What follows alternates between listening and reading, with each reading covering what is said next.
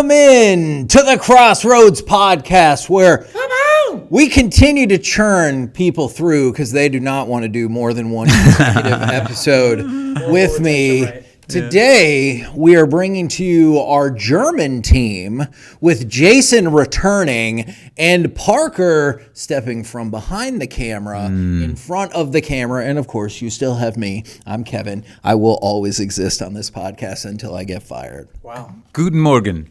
See? There you go. Oh, that's Spanish. I was going to say, you said I was like, that's two different languages, Kevin. Oh, my goodness. We're not doing Spain, we're doing German. This is going to be a long one. Now, over the past several weeks, we have talked about, and I do really like the revolving faces. Yeah, it's cool. Because we've talked about the intricacies, ins and outs of the Brazilian mission trip, and now the new Puerto Rico mission trip, and now we're going with the German mission trip, which I know you and I went on last year. Yep. Jason, I know you were on it this year. How long has the German trip been going, and can you tell us, like, how did that come to fruition? Because one of the cool things is the last couple of weeks we've gotten to kind of hear, like, how did we end up in Brazil? How did we end up in this particular Puerto Rico? How did we end up in Heidenheim? Yeah, so a couple of, there's some cool information. I mean, overall, we've been in partnership with them now for 5 years. Okay. But we started the process almost 7 years ago. Okay. So we had back in 2019, there's a group called Synergy. Synergy helps partner churches in that part of the world with churches in the U.S. To create the partnership like what we have. Then they have, like, Synergy helps, like, put together, they're the ones that bring, like, the batting cages and the baseball bats and the gloves and all that kind of stuff. And that travels from camp to camp over in Germany. So they help create the partnership and they supply a lot of the equipment and stuff like that. Originally, back in 2019, we were supposed to partner with a whole different church. And so which was, they seemed like a nice church. It didn't feel quite like the fit like that we have now, but they were very nice people, and everything was great. And then 2020 hit, particularly March, and COVID hit, and everything kind of, we were supposed to go over there. That trip got canceled, obviously. And then after that, when we started engaging in the conversation, like, their whole church leadership team had moved on to other churches, and the new people no longer wanted to do baseball camp. So all of a sudden we were without a partner, even though, so we hadn't done anything other than have a bunch of meetings. But, and then what happened on the German side was they had a similar thing happen. They were supposed to partner with a different church that in the U.S. The U.S. church backed out. They were wandering, looking for a partner. We were looking for a partner, and Synergy said, hey, you guys should talk. And can I pause you for just one second? We're going to produce on the fly just a little bit here. Maybe not today. It might be too long, but perhaps for another episode. I would love to hear more about the defections is probably too strong of a word, but like everything that happened around COVID from a religious and church perspective, whether it was the migration of people to watch online, did they come back? Did people go from one place or another? That would actually be a really cool podcast to do. It might be a multi-episode. Yeah. So I just wanted to drop that out there because as soon as you mentioned that, I was like, I have not really thought about that. There was some really good things that happened, and there were obviously challenging things that happened. For sure. Yeah, lots to talk about there. So, Book it. So anyway, we'll make sure Crystal knows to put that on. Oh yeah, that's the real producer. Yeah. So anyway, we so all of a sudden we ended up partnering. I was on a Zoom call with a couple of those guys, and it was one of those kind of like you're just trying to feel out, to like we vibe with these people. Sure. And I mean, it took about 10 minutes, and we were like, "Dude, this makes so much sense to us." All this, like the previous church was very nice people, but sometimes you just click, and we immediately clicked. Was Rolf on that call? Rolf was on that call. Sammy, who's their pastor, he wasn't their head pastor then. He was the assistant pastor then, but he's head pastor now. They were on the call. I think there was one other person. And we gelled right off the bat. And so we do what we do with all of our partners. We like, hey, do we have an agreement on theology and doctrine? Because that's really important. If we're going to hang out and teach Bible stuff to people, we should probably be teaching the same stuff. And then just kind of philosophy of ministry. They're a very relational church. They love community connection. They're also missional. I mean, they send mission trips to other parts of the world. They got a mission in Kenya. So we had so much in common. We're like, okay, this makes sense. And then, so that's how the partnership began. But you might go like, why Germany? Because most of the places we go is what you would think of with stereotypical mission trips. Like, it's a place with an obvious need, right? You go to Brazil, Africa, especially, Brazil, yeah. like medical or poverty or water. And those are all legitimate needs. But people in developed communities also need Christ.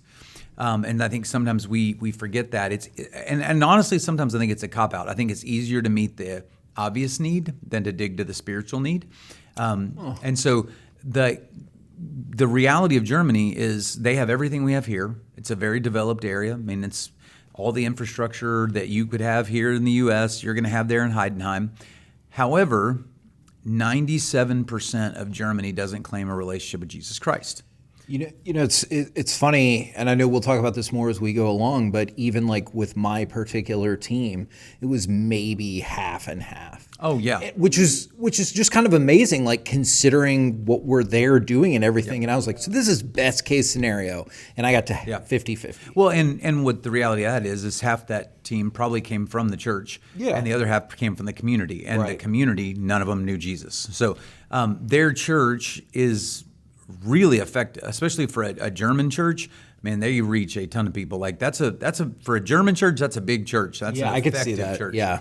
And so we wanted to go there and reach people. And the reality of the 97% not knowing Christ is that when you're in a developed community, you can't just go over there and go, we got water. They're gonna be like, we got water. We don't need your water. Right. So you have to go like, what can start to reach them and reach their kids?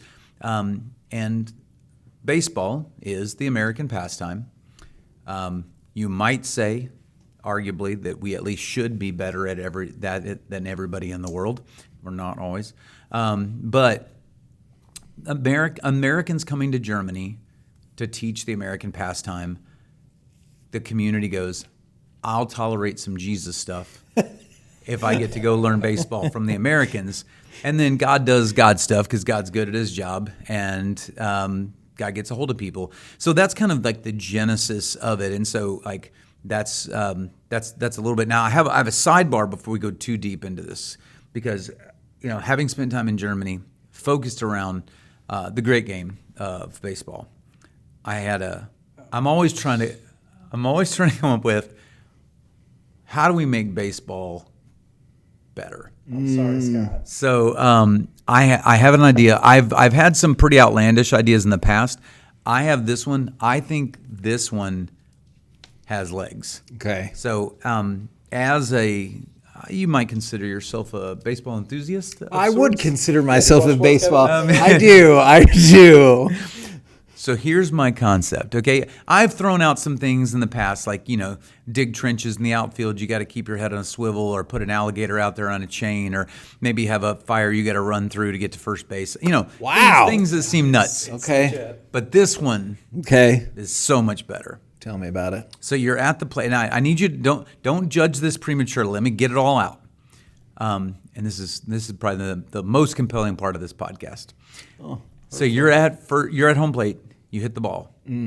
As the batter, you decide, am I running right or left? I kind of thought you might say that. Now, whatever way I go, that's now my first base. I still got to run in diamond formation. Okay. So if I run left, that's now first base, second is second, and what used to be first is third. The next batter can also make the same choice.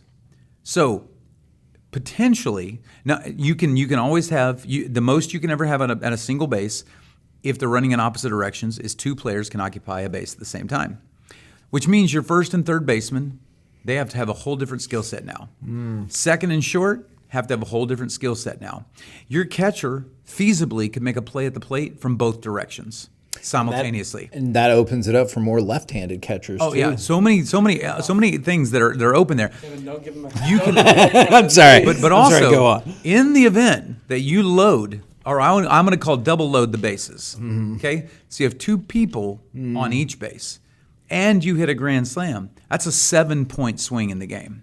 It's like a touchdown. It's a touchdown. That works well. So I'm just saying, one of the things that baseball does best in the playoffs is brings an immense amount of tension and drama to a moment. And I'm just saying, what if you're down 6, game 6 of the World Series, 2 outs, 6 on, and somebody comes to the plate and hits a dinger?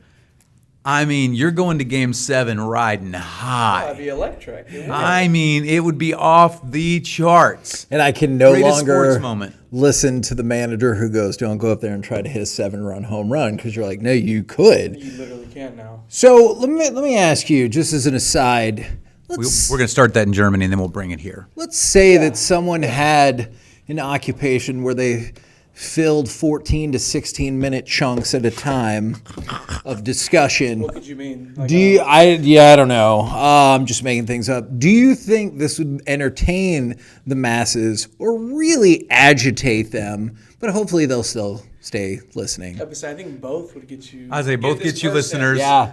Hypothetically, this Okay. person, they would Here's get what this I'm whole- saying. whatever. I'm saying there's at least a segment of the Eastern Dallas population Okay. that would be thrilled to know that this happened. One person. I know we're speaking in code. Yeah. The most insane idea to revolutionize baseball you've ever heard. Next. Okay. Phones would be off the charts. Okay. All right. I've learned a lot today. Okay, I'm sorry. We can go back to Germany. and we will. I've been We can sitting. say that. No. It's a great idea. No, You're it's- right. It's not a good idea. fun, It's but a not- great idea. It's not feasible. 100% it is. No. I'm with you on the feasibility. I have questions about it, but I can't get out of my mind the catcher making the biggest sweeping tag you've ever seen to get 2 runners out I do think from it'd the be opposite cool. ends. A double I think out that of sounds one, really base. fun. The 7-run home run. They're like, well, the Rangers have been getting destroyed tonight at 8-2, but one swing could turn it around. And I mean, just imagine if you put a thing in place where like you have to stay on the base paths. So if you're going to crisscross, one has to go high, one has to go low. All right, I'm gonna. I promise you this. Just process it. I will It'll think change more your life. about this afterwards. It's going to be amazing. And then a buddy of mine who played professional baseball and now is an announcer will be very angry. Somebody be like, "Oh, but baseball, it's it's pure." Like, but at one point, baseball didn't exist. We came up with a set of rules that we now live within the confines of. And I'm just saying, why do we have to color inside the lines? Purists do got to get over themselves a little bit. It's thank like, you. didn't World make Series this used for to it. not be 7 games. Yeah, we've changed baseball. For sure. With So, the pitch clock. One other tiny change, Okay. and it could be so great. It's not tiny. That though. feels We like a pretty understand. massive change. That's not like adding the 3-point line in basketball. Yeah. That's even more. No, that's like adding the 4-point circle in 3-on-3. That was his other thing. He was like, well, it's I'm just all like for it. 3-point See, I thought for basketball. I thought for sure you Come were going on. to say a double wall, and you were going to have the regular wall, but then you were going to have another wall, and if you hit that over that wall too, you would get an extra run. Wouldn't that be cool if there was like a target in the outfield? If you Yes. hit Then you that, actually if get you something hit that for with the the ball, the target. game's over and you win. I have always That would thought be that. cool. If you look That at would be cool. if you I will look at say. the old Arlington Stadium, so not the ballpark in Arlington, but the one that was all blue with metal seats, they used to have this ad up there that would be like, hit it here, win a free pair of boots or a suit or something. And I was like, you should change that to hit it here and win the game. Wouldn't that be amazing? Yeah, so you Imagine, couldn't like leave. the first hit of the game. Yeah. If you just like done. Over. We all get to go home. Or like you're losing 10-0 and Ruben Sierra jacks one out there and you're like, I think that's wow. better because if it's early, fans are upset. But if it's like late, we have no hope. I would be kind of irritated if I showed up for one play. What if you could only do it in the 7th through 9th inning? Okay, then It'd be I'm fun. then I'm back in. I'm just saying. Now this is all relevant because it's a baseball camp in Germany. As long as it's baseball, I, it's fine. I think that's fine. All right. So Also, I'm doing this just to give one person a panic attack. No, he'll be in the comment section. Yeah. oh, that's- great. Yes. All right. So the fit happens. Then another thing that I was thinking about, since I know you were on this trip, Yep. it can be very busy as a lead passer. Very, very busy. Yep. Is it important for you, or how much does it matter for you in particular to try to go on like every mission trip? Not every single year, but I'm saying like, oh, I've been there, I've been there, I've been there. How do you balance that? Yeah, I think it's important for me personally, just because I love going on missions like that. Okay. Like it's a passion of mine, always has been. Like I started going on trips when I was a teenager, young adult, all the way through my ministry life. I absolutely love it. Like there's some parts of me that I think are most at home just in that kind of environment. It's one of the things that makes me love, like when we're here at church and we do things that are out of the ordinary, that it makes me like feel very alive, because it's like it's a very raw, unscripted moment, and that you're just like leaning into what God's going to do. And there's a part of me that just thrives in that kind of environment. So I really love that. And yeah, I think it's important also because I mean, like, for example, I haven't gone on the Brazil trip, even though we've gone for multiple years. That's the only one. Well, I didn't go to Puerto Rico. It was this first year. But I mean, I've gone to most of the other ones that we've gone to. Is it okay to say that Brazilian trip sounds like the absolutely most physically demanding of the trips I've heard of thus far, or the intricacies? Everybody who goes on it will say that, like, Yeah. especially how much they sweat. Like, it's a lot. Yeah. Now, I will tell you, going on the Germany trip is certainly no comparison to that. But I will tell you, like this time, even for you guys that went the previous year, the days for us were way longer because there was lots more kids. Great. They expanded the camp tremendously, which was really, really cool. So like our days, we were usually out of the house by 7:30 in the morning and then back at 9:30 at night. Yes. And then Because ours was 9 to 9, and and my host family was part of the setup crew, so we would leave at about 8 and get back, to your point, at like 9:30. Which is a really long day. Yeah, and if I can tell you, this was one of the most and magical. is record heat in Yeah, Europe, the heat wave. and then you go home, and like in Texas, you escape from the heat and the air conditioning. Well, nobody has air conditioning there. No. So yeah. I also learned, or had to figure out, how much I did not know about Celsius, because one of the kids was like, "It's going to be 40 degrees," and I was like, "Wait, what?" Yeah. And it had to reconfigure on that. But that very first day, like the first full day from 9 to 9, at the end of it, I was so tired. Yeah. Now, I have to admit, I don't love admitting this, but I want to be honest with y'all. When we got home, I was like, oh, this is a lot. And I just didn't really know, like, if I'd made the right decision. I don't know if that's the right thing to say. I was just so tired and my feet were hurting. Well, yeah, when you're exhausted, yeah. Yeah, and I do have an other job that I took off, and I was like, man, this is a tough vacation. But like by the end of the entire camp, I was amped to be going. heck yeah. It was something I had to get used to, especially as a bigger person. Like it was a hard day, and I just thought, oh man, I hope I didn't bite off more than I could chew. That is always how it plays out. Because even like before we left, I remember I was talking with Nick, who was going with me. I was like a little bit like, am I really doing this? I was like, I'm going to be gone for a while. I'm a picky eater. I'm a bigger guy. I was like, I feel like there's a lot that could go wrong. And so I kind of had this bad attitude. But by the end of it, I was like, oh God, thank you for making me do this, because it was amazing. Yeah. It really is so good. Yeah, this is not going to play well on a podcast, but like that's year one We'll show a camp, picture. Okay. Another guy who edits this. and that's like this year. Holy moly. So Good night. It's Because really impressive. And because you get working. embraced by that city, that town. Everybody knows who you are when you show up. If you never met them, they're like, oh yeah, you're the Americans here with the baseball camp. You're Yeah. like, oh, nice to meet you as well. Yeah, and it's a really cool experience. And I will say this. I mean, you guys were both there last year on the team. We took a team this year. Probably, I would say maybe half of the people that were there last year went back again, and the rest either had been there before or were new. But man, it was.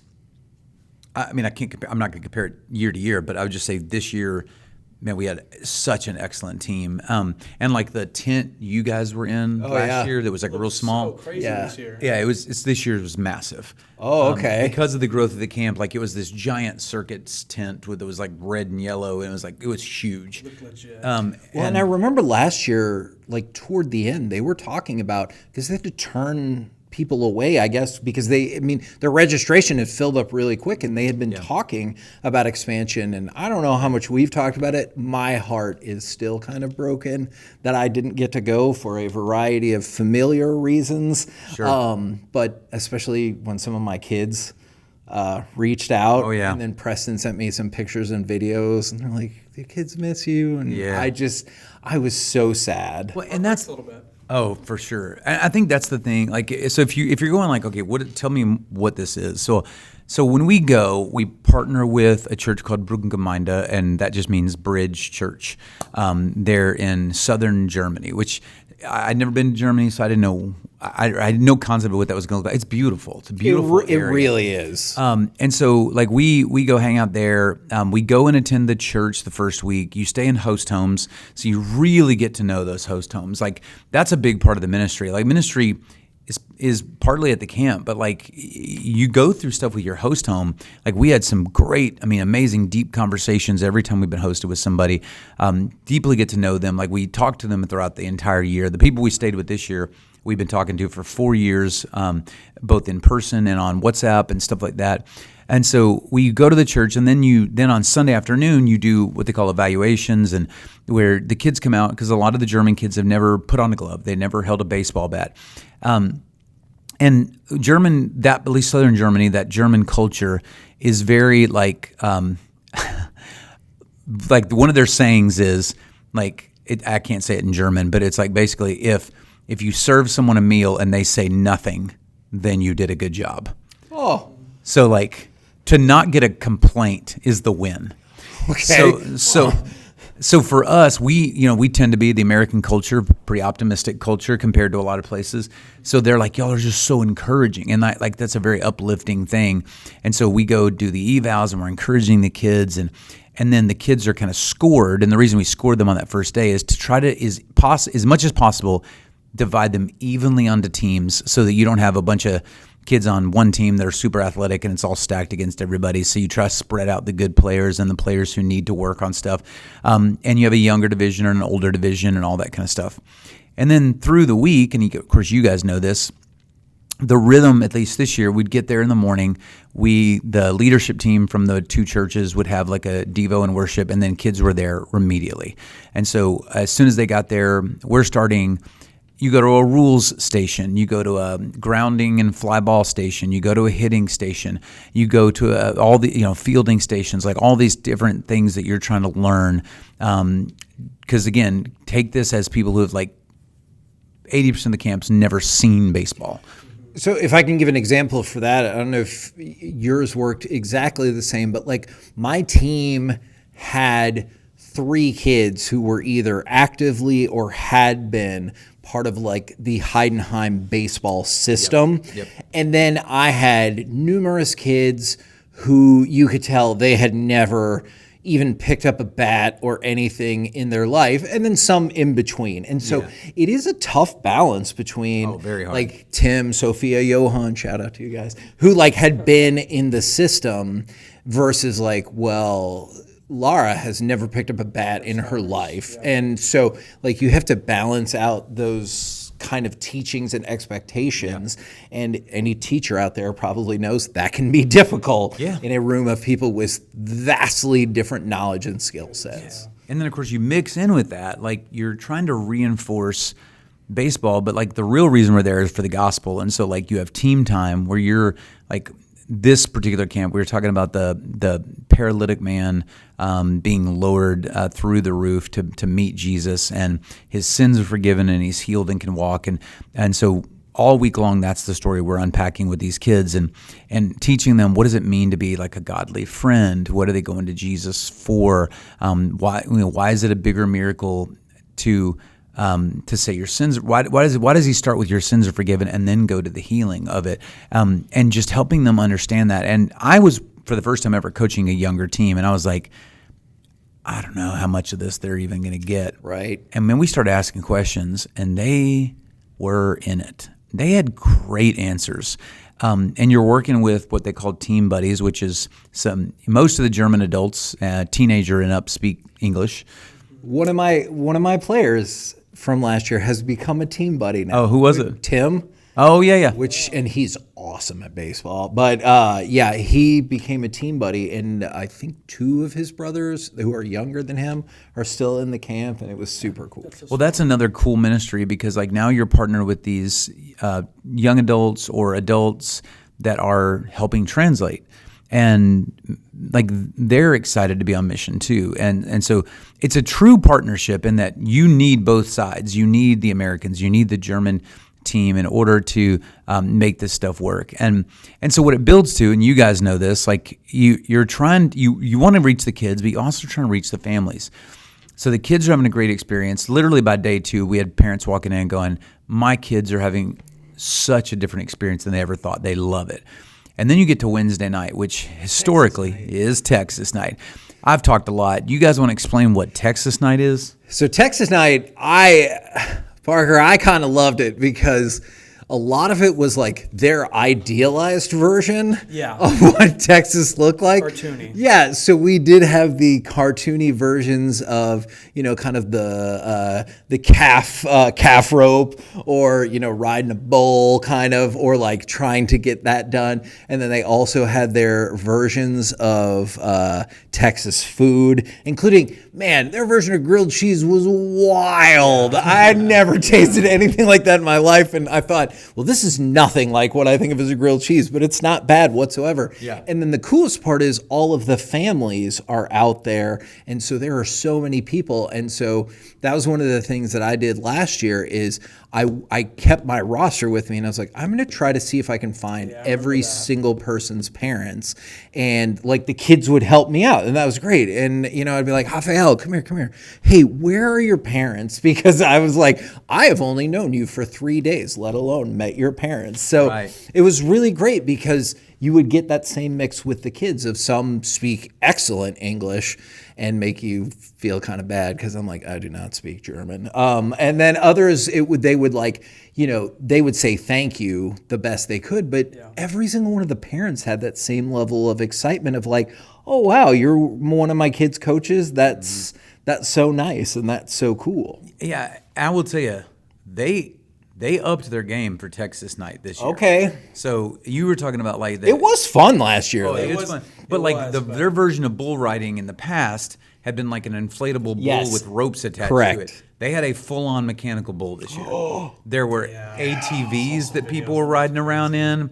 There was a tractor people were being pulled in hay rides. There was giant inflatables. They had scaled up in year 5, but it was pretty awesome, and tons of people. I mean, there was more people than I've ever seen at a Texas night. I've only missed 1 year of that camp, and that was last year. Yeah, and it was huge. I know, right? He heard we were going. He was like, yeah, that's what it is. No, I do think it's cool. Like you mentioned the family, but even past that, just the community in general, who are maybe not even involved with the church at all, will still show up and and have a good time and get to know people who do work at the church. And like that is so uplifting, and it gives us a great purpose to just set up and serve these people. And you're right, with the language barrier, it's weird at times, and it's like a little awkward because we're trying to figure it out. But for the most part, it's just a nice time to relax and treat these guys well, which is really cool. Yeah. You just brought up something I think is really interesting. 2 weeks ago, I think, maybe it was last week, Wes talked about, because I asked one of the questions about ministry is, he talked about meeting the physical needs. So hopefully you can kind of open the door for the spiritual needs. So I think that's a great point of people who weren't even in the camp, but they know about the camp. Yeah, the entire city knows about the camp, or town knows about the camp. And I love the idea of people coming out and learning a little bit more about Texas, maybe grabbing their grilled cheese and being like, okay, so what's the story? Like that. And that is something they're truly curious about. They don't understand initially why people from Texas have paid their own money to travel to that part of the world to teach baseball to children and to tell them about Christ. And so they're very legitimately curious, and there's cynics everywhere, but in the U.S., we've kind of created a lot of spiritual cynicism in our world, but it's more curiosity. Like they really legitimately want to understand, like, why would you care so much about this? Sure. And so they're super open to it. And just because, we are on a podcast that's called What the Bible Says About That. I wrote some notes down. It took me a while to find them a minute ago. I'm so sorry, super quick. One of the stations was we would have, that Bible lesson. And I also just want to point out, this is what's left That bracelet. of my bracelet. Now, it is true that 3 of the beads have fallen off since then, and 1 went around to the other side. But this is the bracelet that the kids made and helped us tie off and everything like that. And so I've had that the entire time. But that was one of the things I really liked. Since we're going into that, is you would stop down and have a dedicated kind of either biblical reading or usually biblical reading and story to go along with it that I really liked. Yeah. So in 1 John chapter 4, starting in verse 7, I'll just read this and I'll just kind of tell you a little bit about this and you guys can give me your thoughts on it. It says, "Dear friends, let us love one another because love is from God, and everyone who loves has been born of God and knows God. And the one who does not love does not know God, because God is love. God's love was revealed among us in this way, that God sent his one and only Son into the world." In other words, God sent Jesus on a mission trip so that we might live through him. Love consists in this, not that we loved God, but that he loved us and sent his Son to be the atoning sacrifice for our sins. Dear friends, if God loved us in this way, we also must love one another. No one has ever seen God. If we love one another, God remains in us, and his love is made complete in us. This is how we know and we remain in him, and he in us. And he has given us his Spirit, and we have seen and we testify, we tell our story, we show people who God is, that the Father has sent his Son as the world's Savior. Whoever confesses Lord Jesus Christ as God, God remains in him, and he in God, and we have come to know and believe that the love of God has for all of us. God is love, and the one who remains in love remains in God, and God remains in him. In this, love has been made complete with us, so that we may have confidence in the day of judgment, because he is so also we are in this world. There is no fear in love. Instead, perfect love drives out fear. And so a couple of things that stands out to me is when you look at even what the Bible basically says about love, and we love these people. That's one of the reasons we go there. 100%. Love demands a mission. It requires one. If you're going to say you love something, it's the basis of every great movie and story and poem.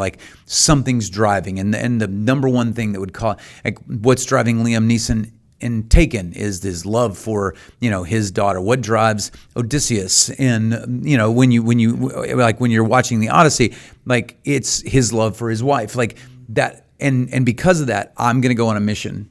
I'm going to do the thing I need to do, because love requires a mission, and that's given to us. We see it in Christ first. The other thing that we see in there is when it says no one has ever seen God. The way that people see God is they see God reflected in us. It's I don't know if you ever heard this image. How much light does the moon produce? I don't know. I wouldn't even give you a unit. I don't Yeah. even know. Yeah, 0. Oh, The only light, the reason we can see the moon is because it's reflected off the sun. Yeah. And we're basically the moon in this scenario. We don't have any light to show anybody, but it's reflected off of him. And so that's how, so not only does love require a mission, but love convinces us of something. So when we love people well, there's something that it does. When we travel to Germany, we spend all this money to get over there and to spend time with kids and families, and you have fun, but you're also teaching and you're invested in them, and you love. The ministry goes way beyond the camp, to the host homes and to the people you meet and to the city and all the things you guys just said. The whole point is that there's something about love that starts to convince us that something is real. Yeah. And that's so, so important. The other thing you've seen here is that love keeps its promises, and then also love and hope are desperately intertwined.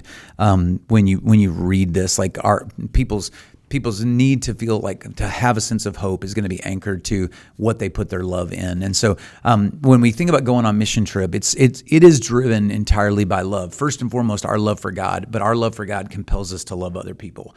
And so when you think about what does the Bible say, why, because we'll get this when you go on doing mission trips, not so much from our church, but matter of fact, I've never heard it from our church, but I've had other churches where questions been asked where you go, well, Jason, isn't there plenty of stuff that needs to happen here in Texas? Why are we traveling all the way to Brazil or Puerto Rico or Mexico or Germany? Which I get that line of thinking, at least. If you're looking at it purely from a fiscal and efficiency standpoint, it is a completely valid question. Right. But if you're looking at it from an eternal perspective, you go, it's a command of God. And there's a reason for that.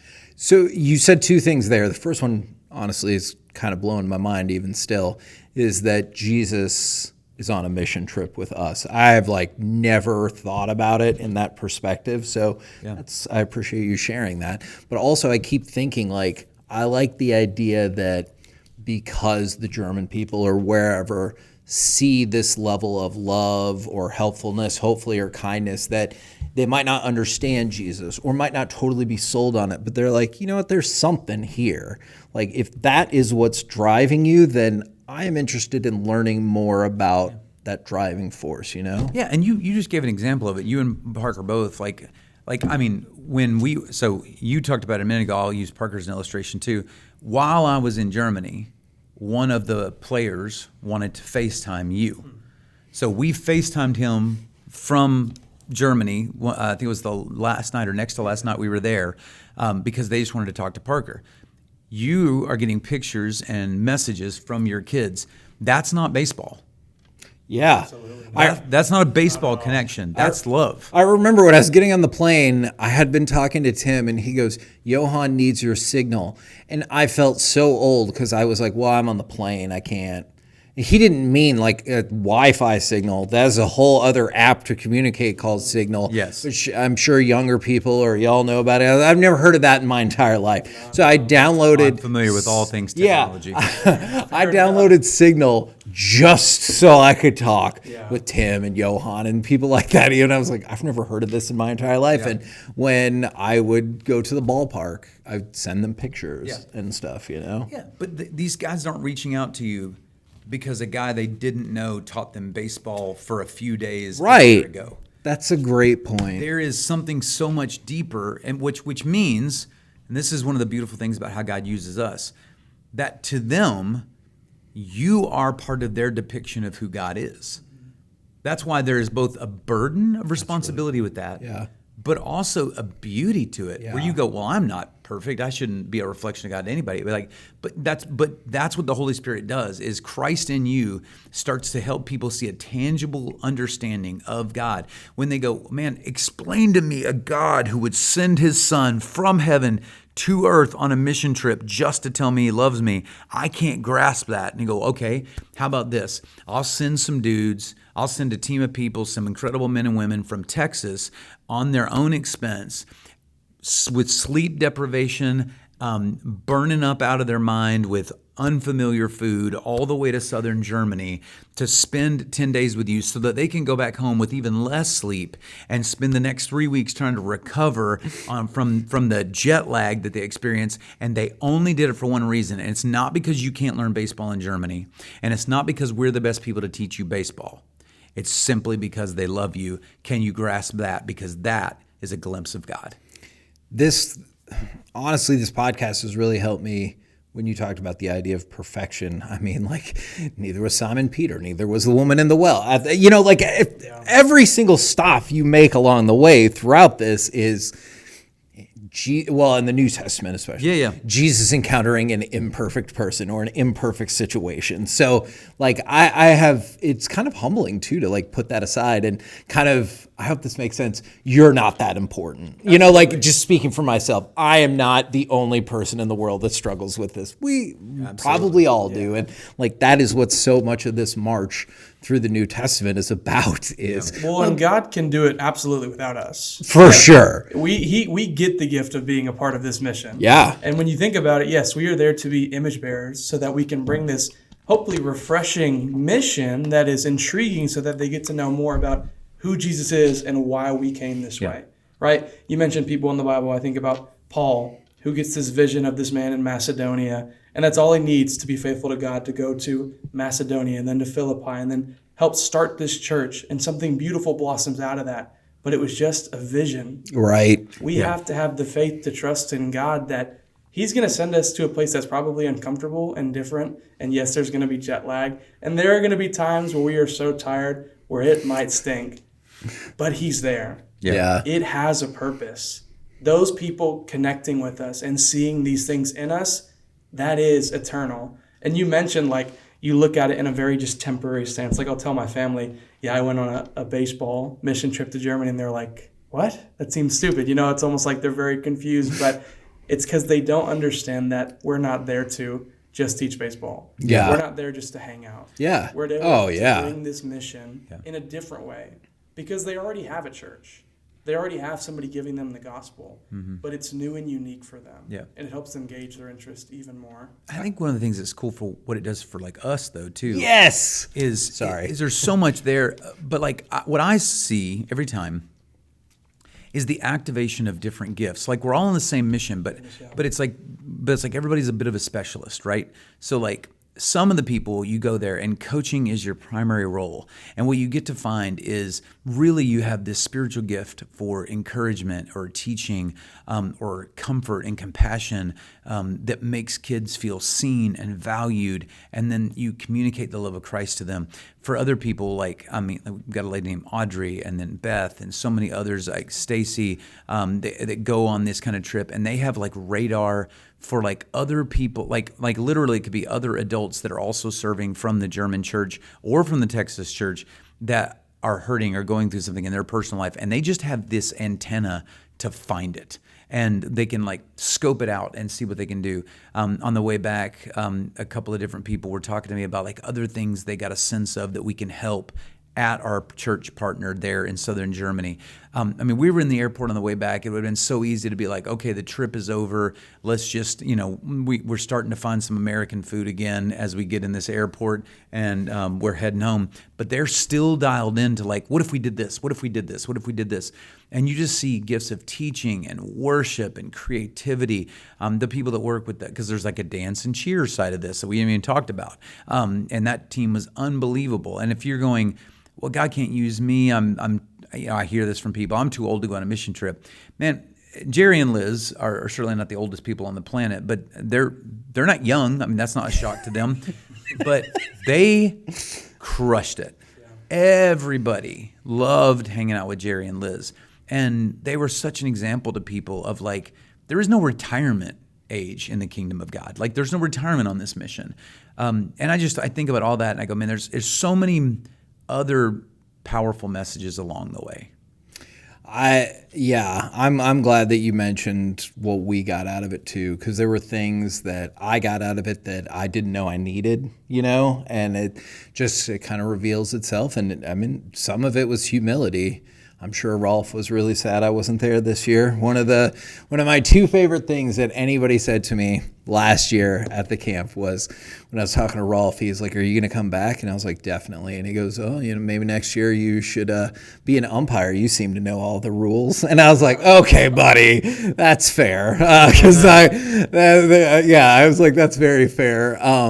But yes, that was one of the things. And so you definitely get your own learning opportunities along the way. And that comes back with you, right? Like it puts you in the situation to force it out of you, but it should come back with you and be a part of your everyday life back here in the States. Like I know Garrett spoke not too long ago on a Sunday and mentioned how we get in these different situations and we're so on fire and then we get back home and it's like we won't go speak to our neighbor.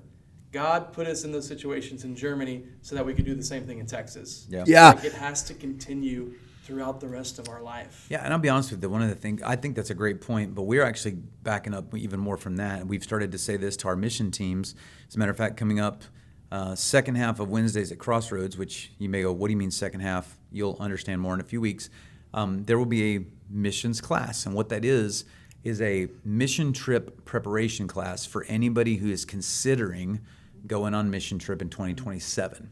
And we're doing that a little bit different. But one of the things that we've grabbed a hold of is that we understand there are people that jump on mission trips that are newer, and there are people who are not new. And some of these trips, like Germany is one, Puerto Rico is one, where it's great for a first-time mission trip.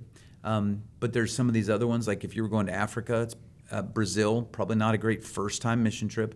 But one of the things that I think we want to get people to grab a hold of is if you want to go to the ends of the earth, you want to go around the world, you should probably be willing to go to the end of your street first. You should probably be willing to tell the people that live in your home that you are a follower of Christ, and maybe your neighbors that you catch taking out the trash cans, or when you're mowing, or people are walking in your neighborhood at night, that somehow you communicate your faith to them. so that it's not that you go on mission trip to get fired up and come back to be on mission. It's that you live on mission and you're fired up to go on another one. Mm-hmm. I am fortunate enough to have another platform. You guys might be aware, and then afterwards, I get to talk about that like a whole lot, and it was really cool to see people engaged. And anytime like Germany would come up, and they're like, "Oh, Kevin knows," or he was like, "He taught baseball to the kids for Jesus," and so like we were just all kinds of jokes like that. But I mean, it's a nice platform, and it was cool to like be able to share that story with other people who maybe they already believe, maybe they don't, but it was a nice platform to do so. A couple of questions for you on that. Normally you're the question asker, but I'll ask you a question. So, like, first of all, one question would be like, have you had, because you've talked about that stuff on the air, have you had anybody approach you and like bring that up in other conversation? Yes, and I've actually had multiple people that I've had conversations with, and 2 of them have come to services here.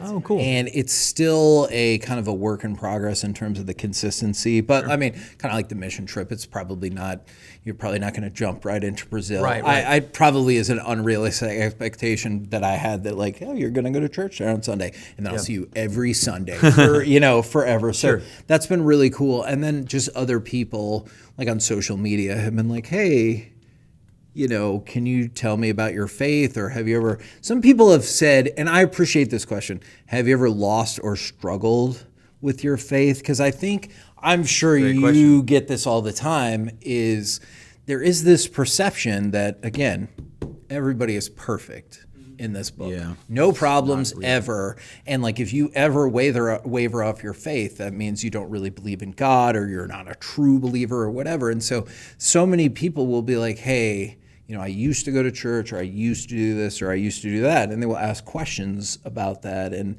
I mean, that just feels like a huge sign of what's in that room, let me tip it open just a little bit more. And so I appreciate that. And I hope that's the number one thing that people have taken away from our podcast, honestly, is everybody in there, except for one, is imperfect. And so if you struggle with any number of different things, well, welcome aboard. Yeah. So my other question I was going to have for you, I'm curious about this one, like since you started talking about that kind of stuff publicly, does it create in you a sense of like responsibility? Yeah. How has that impacted you? Yeah, no, definitely. And, I think I'm a little bit tighter with the things I say because perhaps this platform will reward being a little looser with things that you say at times. Sure. And so I've definitely had to backtrack and look at some of the things where I'm like, well, that felt like an unnecessary shot at somebody that was not based on how they're doing their job or whatever, And so that's been one of the things. And then the other thing, and I told Wes, is I would also like to expand my mission portfolio. I really wanted to go to Germany this year. We ended up having to leave a day early last year because school was starting. Yeah. And so I missed the award ceremony and everything, and that is one of the things that was at play with not being able to go this year. But I really want to expand my mission portfolio as well because I loved it. And I got so much out of it too that I was a little hesitant about going in, selfishly, I will admit. Yeah. I was nervous about it. I'm a picky eater and I like my comfortability and everything. And and then I just started to think about it and I was like, well, what silly reasons not to go are they not going to have the fast food I like? Oh, is this going to make me miss what I've got on my DVR or whatever? Yeah, that's a great reason not to go. And so I had to kind of have my own reckoning just a little bit. And so I think that's encouraged me to be, a little bit more anxious to try some of these things. So if we could just space out our mission trips outside of the middle to the end of July, that would be really helpful. Believe it or not, that's a goal for 2027. I know, that's what Wes said, and I go, just that particular spot is really, or at the beginning of March, end of January, beginning of February, all those times can be tough. Parker, if somebody was like going, man, I'm on the fence, about going on a mission trip. It's going to be a lot of work, or it's inconvenient, or I'm going to have to raise money. Like, why would you? What would you say to convince them to take the jump? Yeah, so this mission season, I missed out on because I made all of the excuses. I was like, well, I went last year, I could use the money, this, and that. And when I thought about it, and after having that phone call with that young man from the Germany camp, I realized just how quickly, like, I missed out. Because absolutely, you gain something on mission, but more importantly, you're serving the calling that God has put in our life. He didn't give us the Great Commission just for show. Yeah. He wants us to go to all of the ends of the earth and to make disciples of all nations. And that's a beautiful thing. And it feels rewarding because God designed us that way. He wants us to listen to him, and he rewards us when we do. I'm not going to say that going on mission is going to make you richer or make you more popular. And really, that's not anywhere near the goal. But going on mission does something for you in the long run. And more importantly, it does something for these people that you say you love, but you have to love in real life by going out and showing them the goodness of God. I know, like, this isn't even about Germany, but we went on a mission trip to the border of Texas and Mexico not too long ago. And I really feel like that was one of the biggest, like, spiritual reawakenings of my life. Wow. I was so just dead in the water. I was apathetic. I was lonely. I was depressed. I was angry at God for so many different reasons.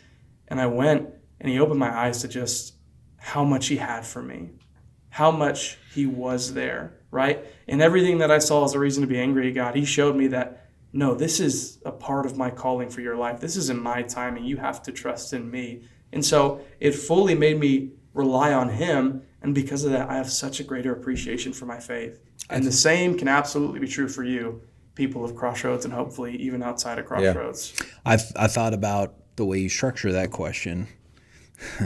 Going on mission trips, it is inconvenient. It is expensive. Yep. It is hard work. Yep. And it's worth it all. And I would do it again in a heartbeat. And don't, like, please don't gloss over that, because we all say it's worth it, and everybody's like, I'm sure it's worth it. Yeah. Seriously, guys, it is so like, I'd pay 4 times what it would cost, like, if I could go again. It's that good. It's that worth it. So I actually have a question about the financial aspect of it. I would love your insights on this. Sure. You talked about people raising money for their mission trips, and I know that is very accepted. What is your general thought about, because we just paid for ours last year, and one of my cousins was like, some people might want to just donate to your mission trip. What are your general thoughts about, like, you do have the financial means, but you would still let people donate for your mission trip? What do you think about that? I mean, people can say no, make their own decision. Right. Giving somebody the opportunity to support that, I think, is a great thing. Not like you're making multiple layers of commitment and sacrifice. One of them is the financial, and one of them is the going. Right. The physical, like sleeplessness and work and all that stuff. If you have to take on both those things to go, then you take on both. But if other people who go, like, I can't for a variety of reasons go, but I would love to pray, I would love to give financially, why not let them have that experience? Like, again, you're not forcing them. You didn't send them an invoice. No. You're making them aware of a situation. If they don't want to act on it, they don't have to act on it. Okay. But if they want to act on, like, Crystal and I have been very blessed. I mean, just to be honest, like this year, our trip was entirely funded by other people. Okay. I didn't post it on social media. Some people do that, and I have no problem with it. But I chose to send a message to, I don't know how many different people, but I sent a message to several people, and I just said, hey, there's no pressure here. This is what we're doing. If you want to help us, great. Any amount is a blessing. If you don't. Didn't know what to expect. Several people gave, and just made it possible for us to go without adding financial pressure to anything in our life, which was awesome. And so we went and worked our butt off, but we got to do it. And other people got to also benefit from sacrificing in their own way. So, like, I'm for it. What I don't like is, like, trying to strong arm people or guilt people into stuff. Yeah. And so that's when it's a problem. Like the Bible is clear when it comes to financial things that God loves a cheerful giver. So if somebody's giving out of guilt or begrudging submission, I would say keep your money. Like, like don't do that. Yeah, because he encouraged me. He goes, people might want to contribute, and I felt kind of bad because I was like, no, we're okay. We can pay for it. And he was like, but I think people will. Oh, every year people thank me for the opportunity to give. Okay, all right. Well, that is so. That's my 2 cents. Yeah. But I do think it's there because I mean, several of the people that gave are people who going overseas for a variety of reasons is just not something they can do. Sure. And so they feel like they get to be a part of this, and they get to do it in a way that they trust and support. And then when you come back and you share all the things that happened, they feel like, yes, we participated in that. So again, it's like you're not forcing them. So, yeah, I mean, people do it in different ways. Some people, I mean, I know people that raffled off smoked briskets and all kinds of stuff, and did not know what they tried some new idea, and then they almost got their whole trip funded by it. Like it was crazy. It's a good brisket too. And it's not something you have to do, but you can also pay it forward. Like if somebody pays for your trip this time around, you can then share that's a good idea. the joy you have because God is giving you these resources to help this person. Like, I've contributed to other people's mission trips that have asked me. That's a good. And I mean, so I think that's a great statement, Parker. Like, yeah. It can set off not only mission in your life, it can set off generosity in your own life. Yeah, I really like that.